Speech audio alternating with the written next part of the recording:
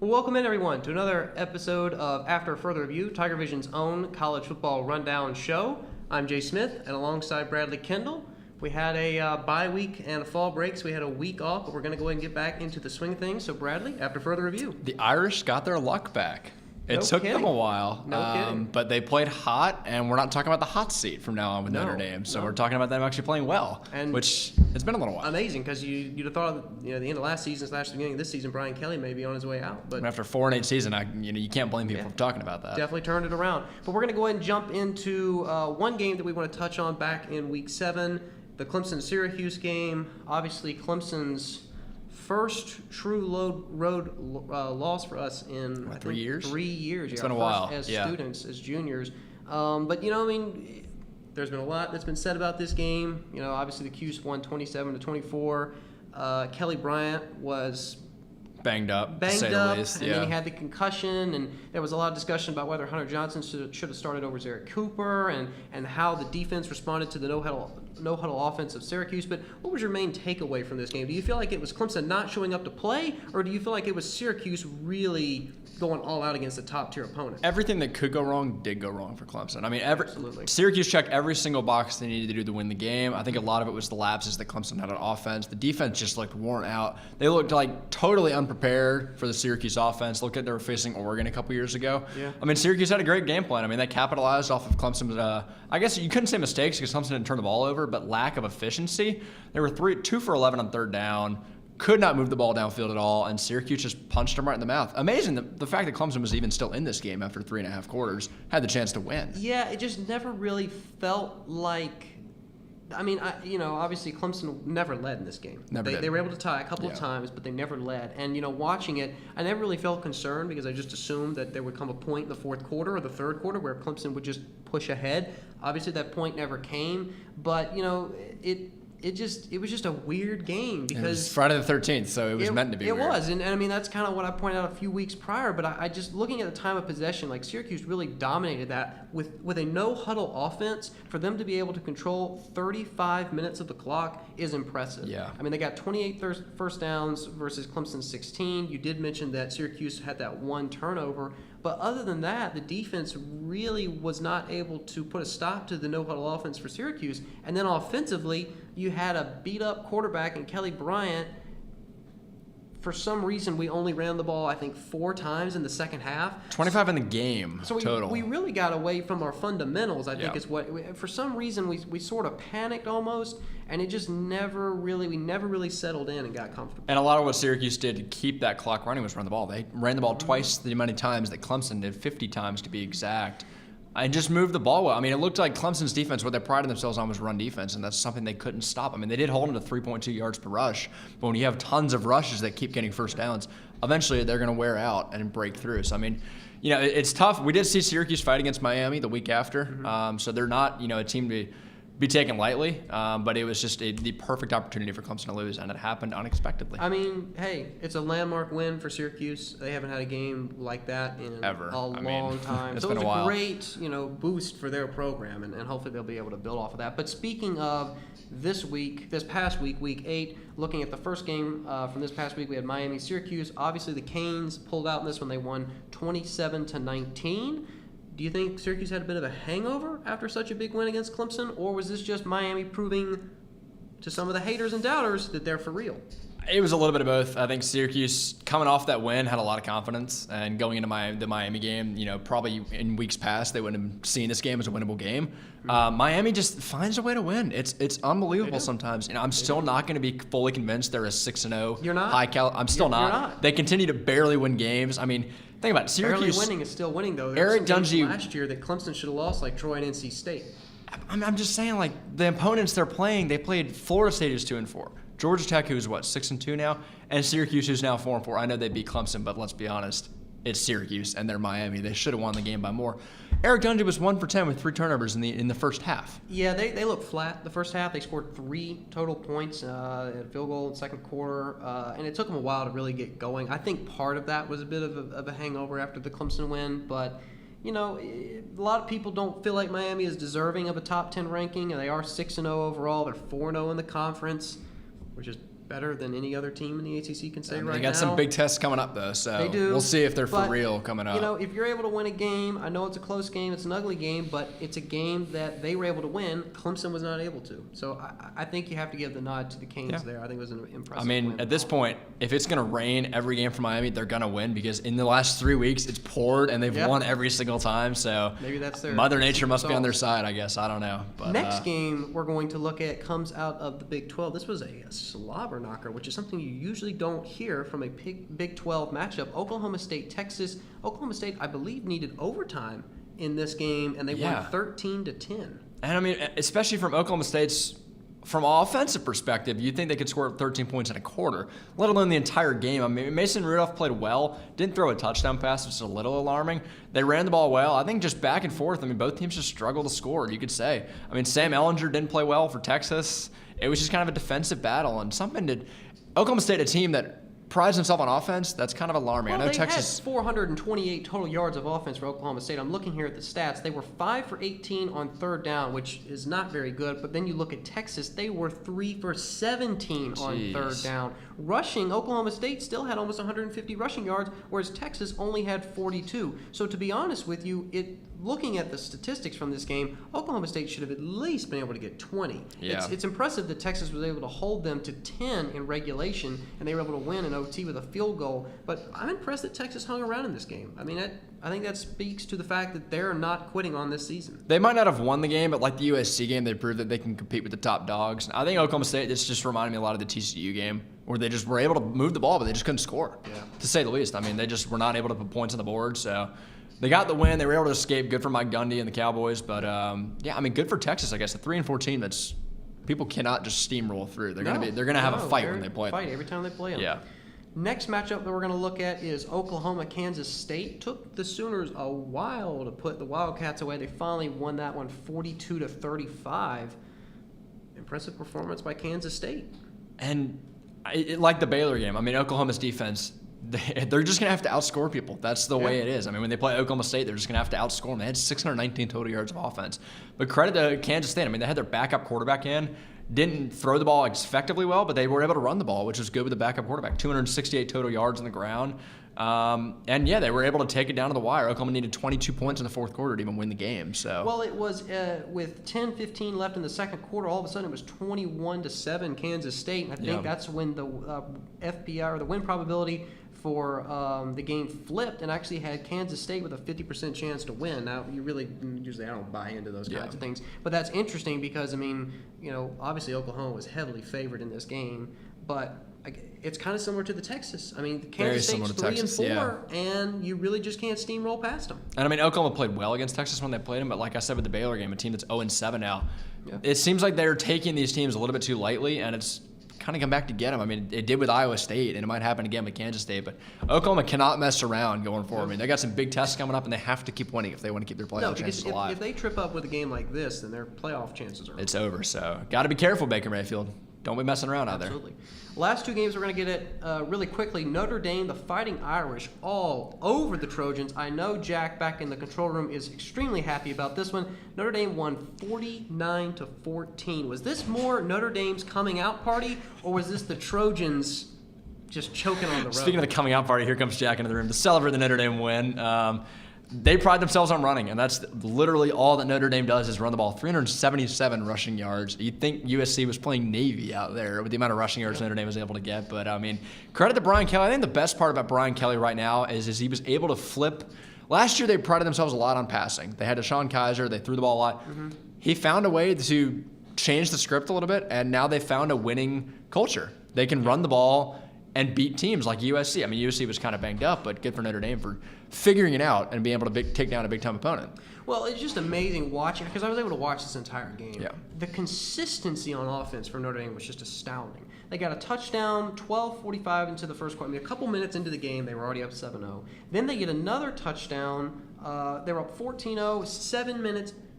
With 7 minutes left in the first quarter, and by halftime they were up 28-0. It was over at that point. USC, it was essentially over because USC was just knocked back on their heels, never really had a chance to get going. And Notre Dame, instead of letting their foot off the gas or starting to play more conservative in the second quarter, they just kept pounding them and were able to go up by such a large margin that the game was essentially over at halftime. And, I mean, going forward, USC was a good opponent. It was a great win for Notre Dame. They were very banged up on the defensive side, which probably credit Notre Dame for taking advantage of that and being able to run the ball. They got some tough opponents coming up. They got NC State next week, Wake Forest, who Clemson couldn't move the ball very well against, at Miami, Navy, and Stanford. So, I mean, I see where they're going with this whole rushing attack, and it might work going forward, but they're going to have to not just be so one-dimensional going forward. They're going to have to expand the ball and throw the ball. An impressive win. Still an impressive win, though. Yeah.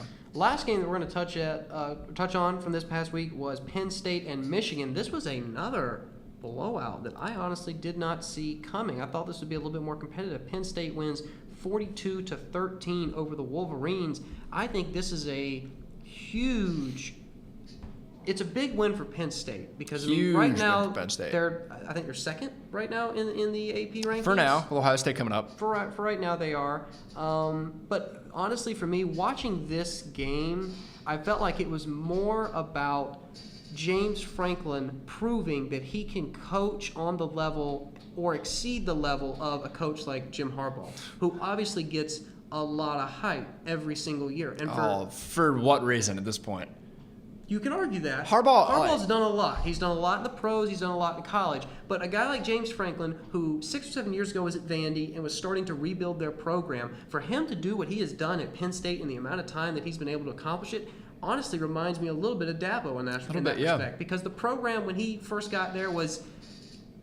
Oh, it was in shambles. It wasn't in shambles, but they had, They wanted to go back to the glory days. Yeah. Similar to how with Clemson, when they hired Dabo, they wanted to go back to the glory days of the 1980s. Everybody wanted Penn State to get back to the top. And Franklin has been able to accomplish that goal remarkably quickly. Yeah, he has. I mean, and I think the amazing part is I saw a stat this week that Jim Harbaugh is 6-5 in his last 11 games. Butch Jones is also 6-5 in his last 11 games. So, yeah.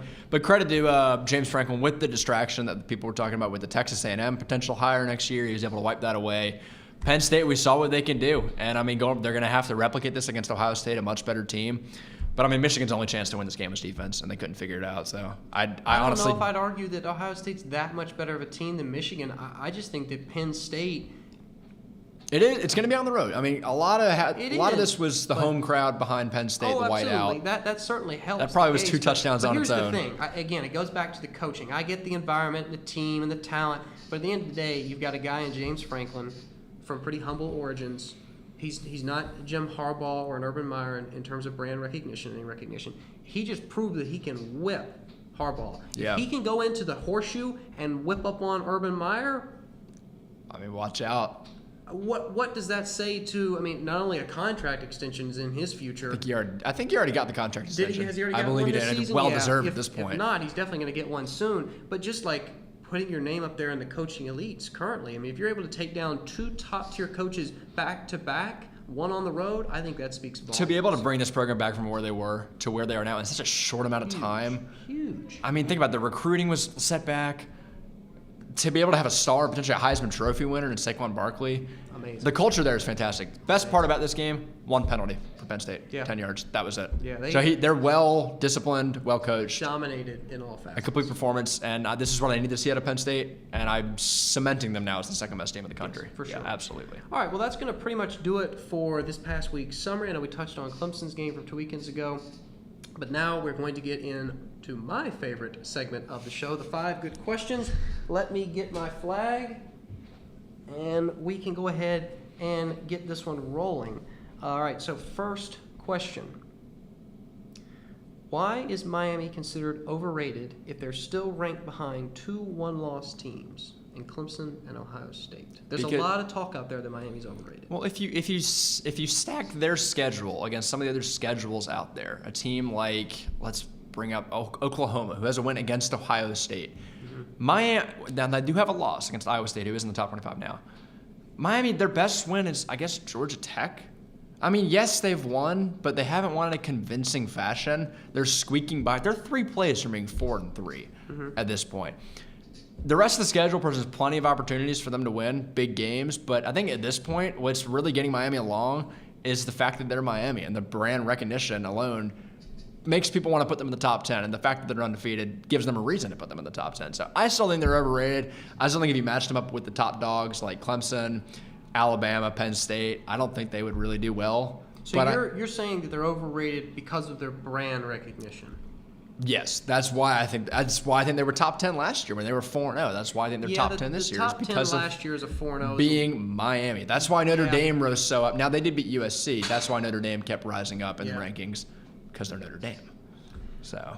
Well, they did throttle USC, and we all know that was the media that. loves USC. I understand what you're saying. Yeah, I'm not going to throw the flag on this because I do agree that the brand recognition sometimes gets Miami more than they really deserve, and that happens for other teams. It happens for Florida State. It happens for USC. All sorts of schools. But I do think that they're 6-0. They've won every game they've played, and regardless of how ugly or how pretty it looks, at the end of the day, there's a W in the column, and there's no else. Now, I hated on Washington last year with the strength of schedule, and they made the playoffs. So Miami could totally prove me wrong. It's definitely going to happen. They've got at UNC, that's a win. Yeah. They're 1-6. Virginia Tech will be interesting. Virginia Tech and Notre Dame, but those games are at home. Those games are at home. A road game for Notre Dame all the way down to Miami could be tough. We'll have to see. Those are two very important games. But if the Canes are able to get past both of those... Oh, if they're able to escape even Virginia Tech, I'll submit them as a top 10 team. Because Virginia Tech, to me, is one of the top teams in the country at this point. They did get beat by Clemson, but yeah, they're still a good team. Okay, well, we'll move on. Second question. Did Clemson's bye week come at a good time or a bad time? I mean, how could I say a bad time? At this point, you get your starting quarterback, the guy that really gets the team going. He's hurt. He's got an ankle injury and a concussion. Think about it. If we would have played Georgia Tech this week and you had a freshman or Zara Cooper or Hunter Johnson starting, I wouldn't feel too confident. The fact that Kelly Bryant even has a chance to start. Oh, wow. So you don't even think we could take Georgia Tech at home? I wouldn't be as confident though. Because they're saying is that a yes, we're going to win, or a no? Oh, I think the fact that Kelly Bryant had an extra week to prepare and heal, I'm way more confident in our ability to beat Georgia Tech now than I would be before. He can't do any preparing until he gets out of concussion protocol, which he just did, I think, this past And he said his ankle's 85%, which... I'm gonna throw the flag on this for this particular reason, and this was something that some of the players touched on in their Monday morning pressers. It's great to have that additional time off to heal. Everybody needs that throughout the season. Like, there comes a point where you got to have time off. But, and I think Choice echoed this, and Tony Elliott even echoed this. When you come off a loss, which is something that Clemson hasn't experienced in a while during the regular season, it's hard when you can't go back out the next weekend and rebound, or just get that redemption and feel like, okay, we're back, guys. Like this is behind us. When you have another week to kind of let that loss fester and simmer, it just.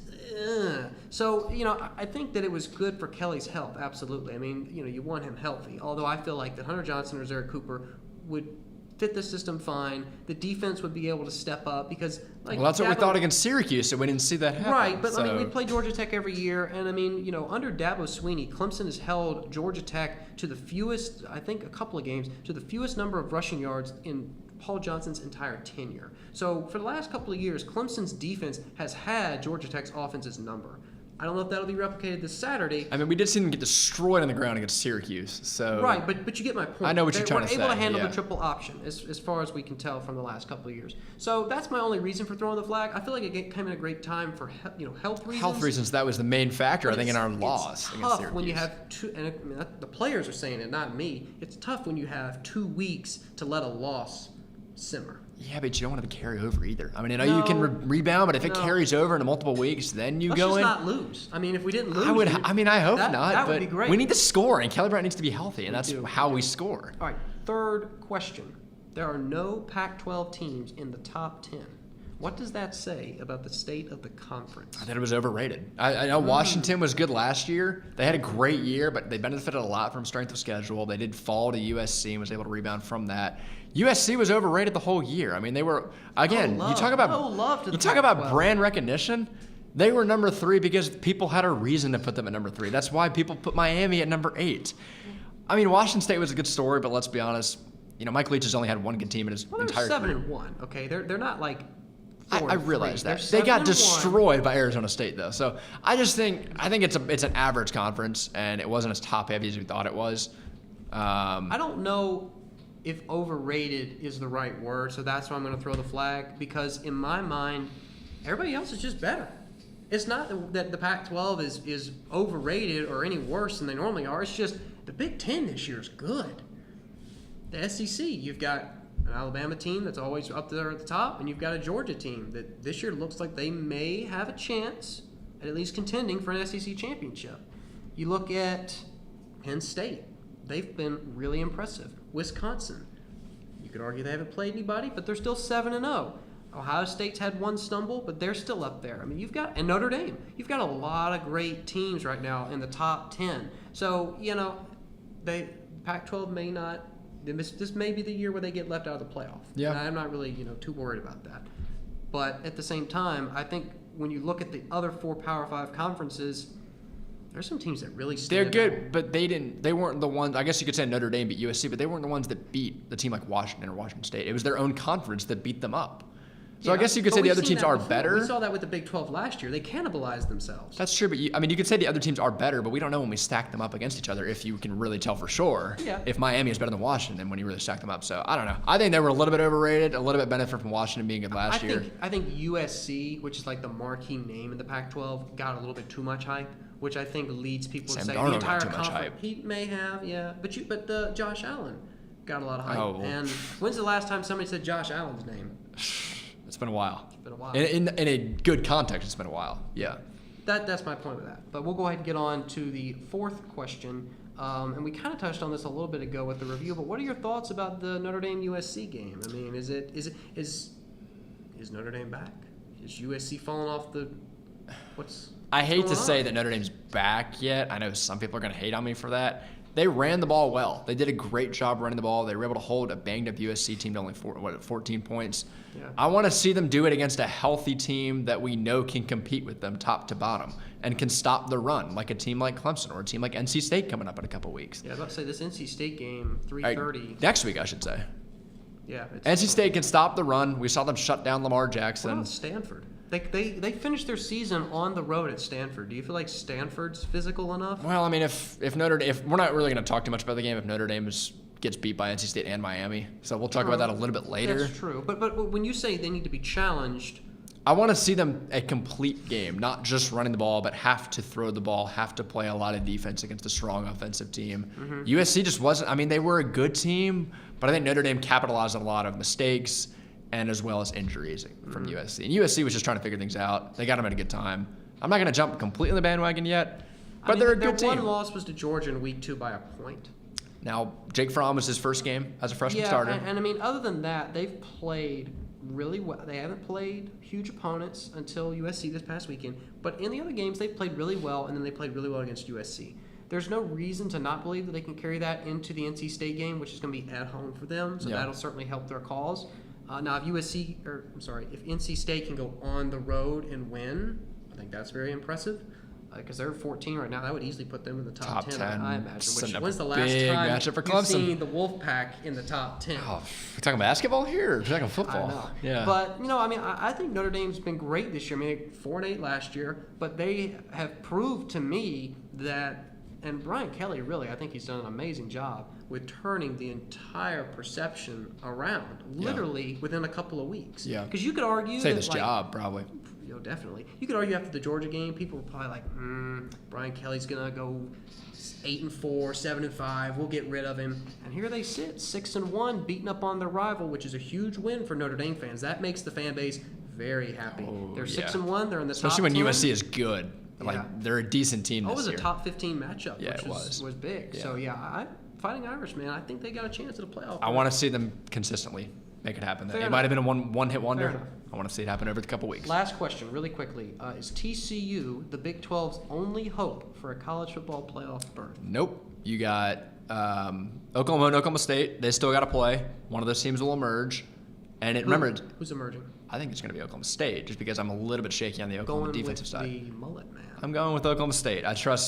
I like Mason Rudolph a little bit better than I like Baker Mayfield. But the winner of that, again, potentially gets to face up with TCU in the Big 12 championship and can play their way in. Remember, it's the top 2 teams. It's not like we're talking with the Big 10 where you had Ohio State and Penn State in the same division last year. So I still think they have at least 2 teams, I would say. The winner of that game and the winner of the Big 12 championship. I think it still has a chance. I'm gonna have to throw the flag because Watch the mic. Though. I know. I'm sorry. Because I think that you've got to have an undefeated Big 12 team this year because of the fact that unless something crazy happens, you're going to have a Bama team that gets in. You're probably going to have a Georgia team that gets in.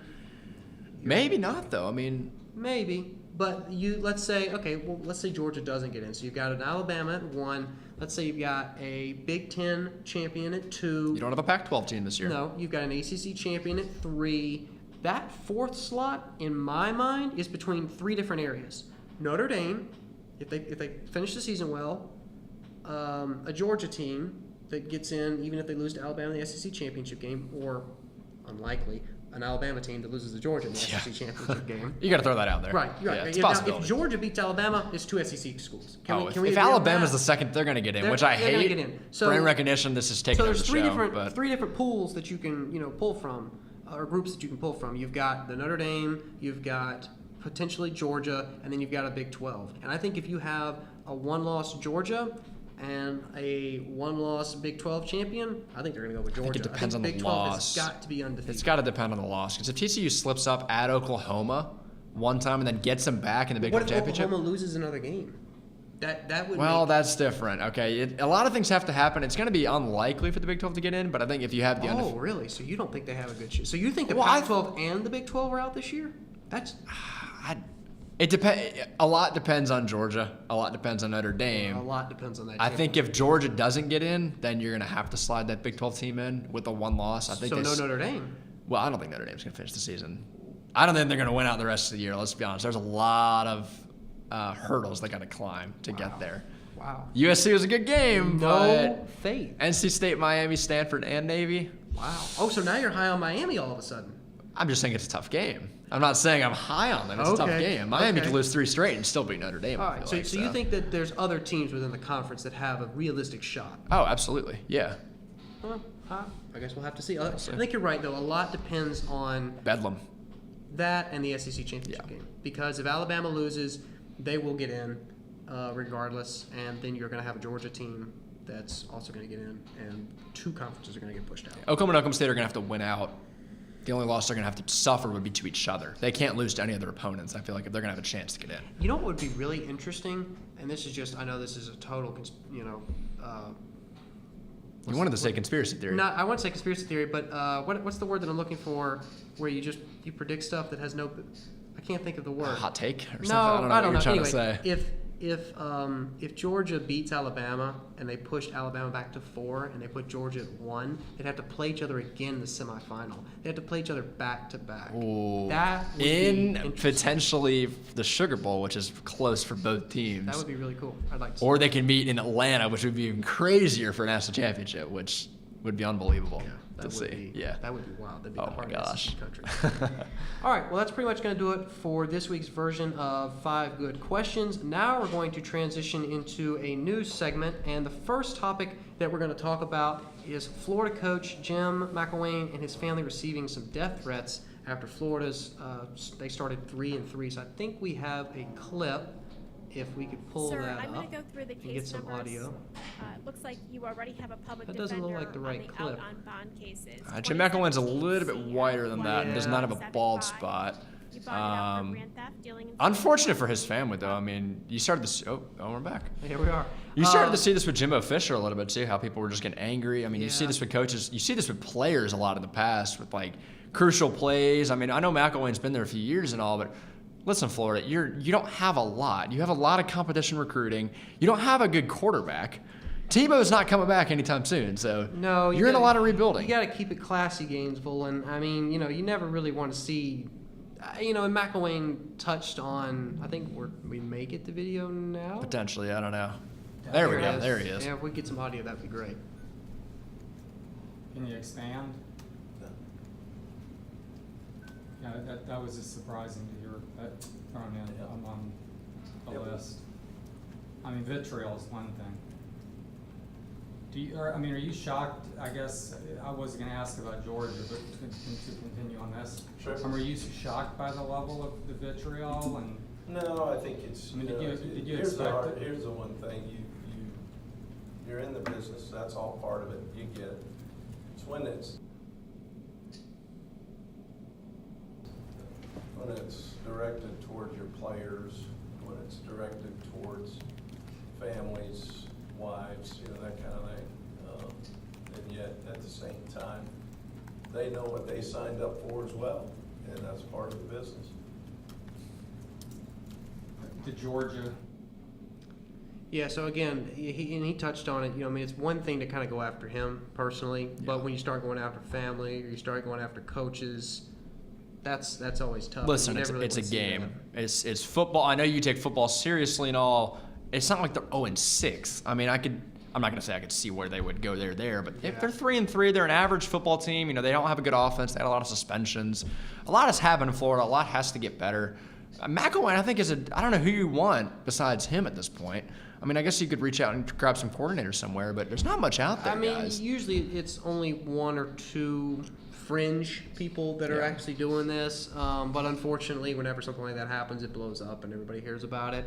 But and that kind of touches on the second topic that we're going to roll into with Florida State coach Jimbo Fisher confronting a fan after the Louisville loss this past weekend. Florida State now is 2-4. You could argue 1-5. Could have been with the Wake Forest game, yeah. They've had a rough year. I think the fan was yelling, new coaches, telling him to fire most of his staff. Come on, Jimbo Fisher's a top 10 coach of the country. They have a quarterback that's a freshman that weighs probably less than me, and is extremely inexperienced. And the guy's been there forever and won you a national championship. So Jimbo's not going to lose his job. Jim McElwain potentially. Jimbo, you're not going to get rid of him. Come on. We won't worry about pulling up the Florida State video. We'll jump into the third topic, which is about a 10-year-old kid named Maxwell Young, and he is receiving offers from major D1 universities. Did you hear about this? I did hear about this, yeah. It kind of incredible. I mean, they have a facility that actually trains young kids to be seen by these scouts and go out and go to these big universities to play football. I mean,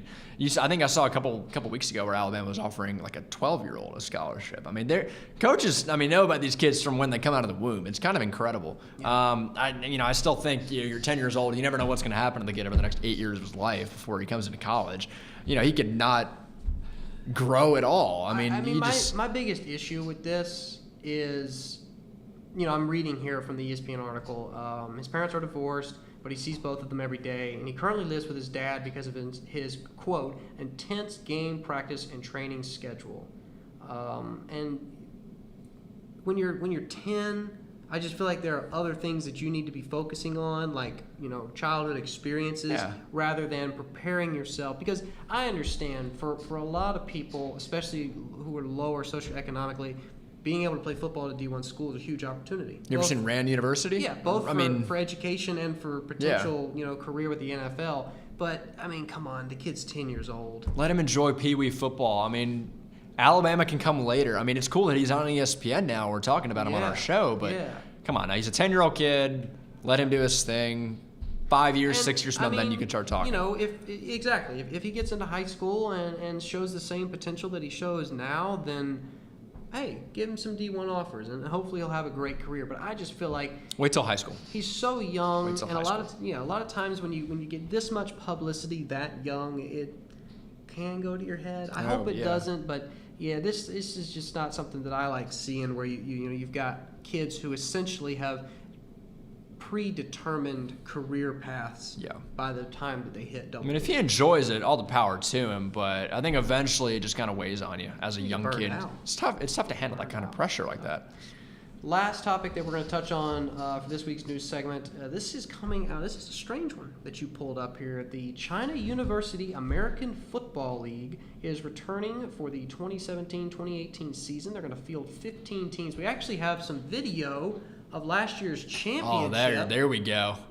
And it's really entertaining to watch. That is great. Not a huge spectator sport over in not China. quite. We're working on it a little bit. Still trying to. I bet you all the fans are out there watching ping pong, but still working on getting football. But I love it. You don't see many Chinese players, if any, in the NFL or in college. Period. So this is great to try and revolutionize the sport to expand overseas. I know they've brought games to London before. They're trying to bring games out to like Mexico City and all that. But I mean, this is great. The fact that football is getting recognition over all the way in China. I mean, you see basketball, they're starting to bring in a lot of people to the NBA. Why not try and reach out to some Chinese people and try and get them over here to play football overseas in America? I mean, I like it. Honestly, one of the coolest things about that entire video, and I mean that's probably all the footage that we need to see, but one of the coolest things about that entire video, in my opinion, is the drone footage. And You would jump right at the drone footage. I think that would be interesting if they had those kinds of shots at American football Yeah. games. I mean, I know that there's a safety issue, obviously, because there's more spectators for American games than there are in China. Obviously, there was really nobody standing on the sidelines there.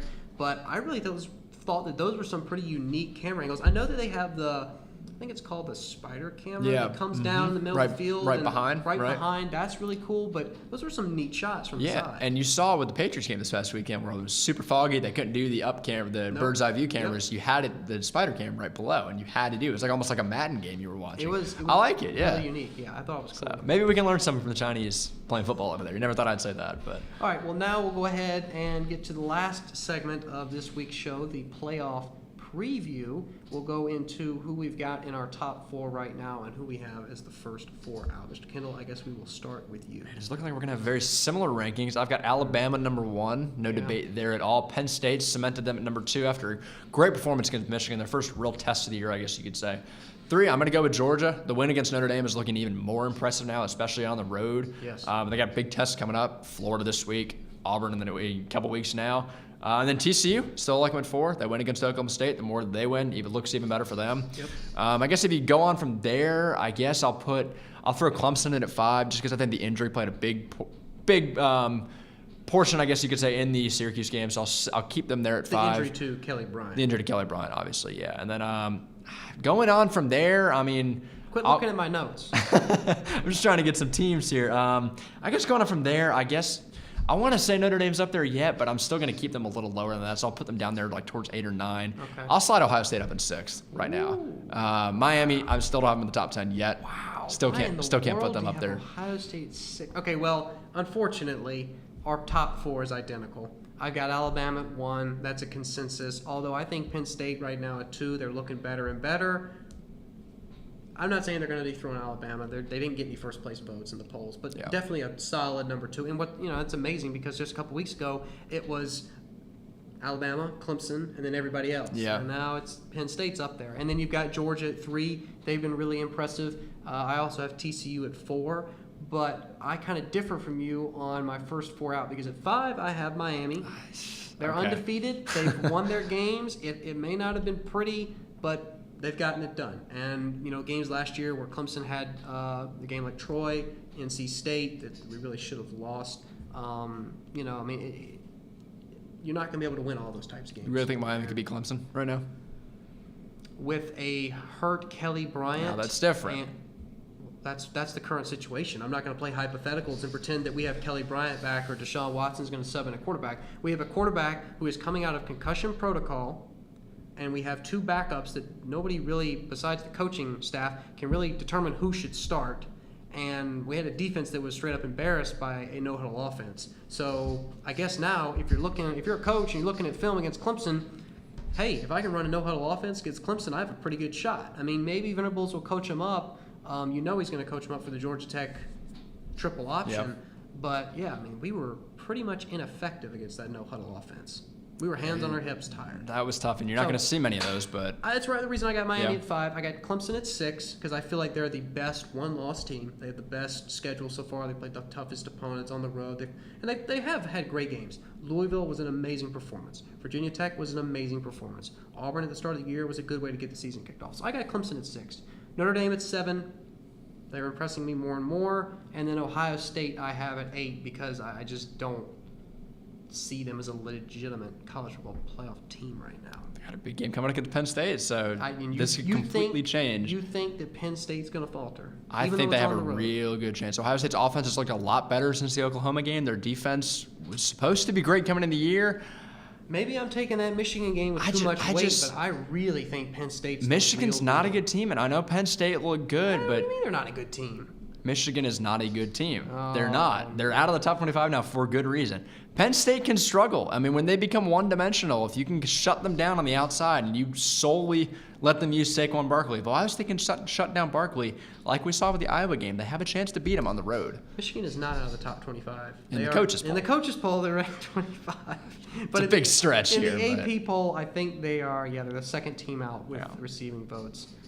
They were 19 the week prior.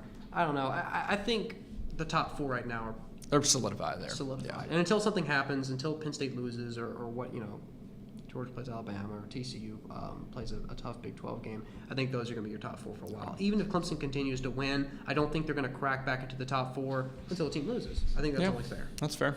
So, all right. Well, that's pretty much going to wrap it up for the playoff preview. And I think the plan is we're going to do another show this week, either Towards the end of the week? Yeah, either Yep. I don't know if we know yet. Maybe Wednesday, Thursday, or Friday evening. It may be in the studio. It may not be. We'll just have to figure that out. But that is going to be our plan moving forward. We're going to try and do 2 shows a week. Week 9 is just so good. We had to do 2 shows to do a I preview. know. And it maybe the goal would be, I think right now, is to have different people on Yep. to pick. Because, ideally, we would have a guest on every preview show, and they'd be able to pick games. So we'll try and work all that out. We'll let you know. We'll keep you updated on Facebook, Twitter. Bradley's running the Instagram. I don't do too much of that. I just cut up the videos for him. But that's been pretty much it for this week's edition of After Further Review. We appreciate you joining us as always. So I'm Jay Smith. This is Bradley Kendall, and this has been After Further Review. Thanks for watching.